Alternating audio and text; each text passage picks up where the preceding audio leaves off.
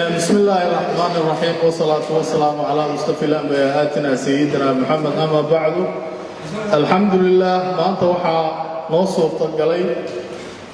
gudigii farsamada iyo maamul samaynta galmudug ee soo xuleeyay xildhibaanada rasmiga ah ee galmudug xildhibaanadii dhinaa ee 69 ka ahaa maanta ayaa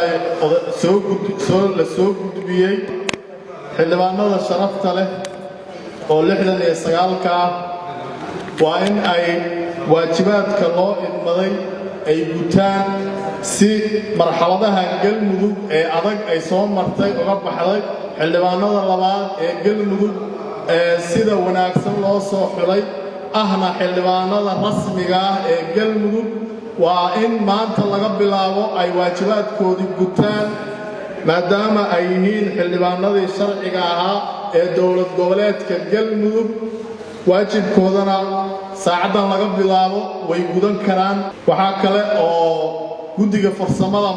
maamul samaynta